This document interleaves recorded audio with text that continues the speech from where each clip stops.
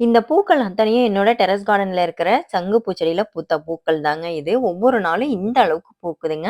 இதுக்கு வந்து நான் முன்னாடி ஒரு ஸ்டாண்ட் குடுத்திருந்தேன். உங்களுக்கு வீடியோல காமிச்சிருந்தேன் இல்லையா? அந்த வீடியோல வந்த ஸ்டாண்டோட அப்டேட் தான் பார்க்க போறோம். அந்த ஸ்டாண்ட் வந்து அவ்ளோ ஒரு ஒர்த்தா இருக்குங்க. சூப்பரா இருக்கு. ஒருவேளை நான் இந்த ஸ்டாண்ட் வாங்கி வைக்காம இருந்திருந்தா, இந்த கொடி வந்து மத்த செடிகள் மேல படர்ந்து, மத்த செடிகள பாதிக்கிறதுக்கும் வாய்ப்பு இருக்குங்க. இதுக்கு நான் ஸ்டாண்ட் குடுத்ததுனால, அந்த ஸ்டாண்ட்ல மட்டுமே படர்ந்து அழகா பூ பூக்குதுங்க. கொடி படர்ற எல்லா செடிகளையும் இதுல வளர்க்கலாங்க. இது வந்து அதாவது நகர்த்தி வச்சுக்கலாம். நார்மலா கொடி படர்ந்துருச்சு அப்படின்னா நகர்த்த முடியாது. ஆனா, இந்த தொட்டிய வந்து அப்படியே நகர்த்தி வச்சுக்கலாம். அந்த அளவுக்கு இது செம ஒர்த்துன்னே சொல்லலாம். ஒரு நாளைக்கு 20ல இருந்து 30 பூக்கள் பூக்குதுங்க. அழகா இருக்கு பார்க்கறதுக்கு.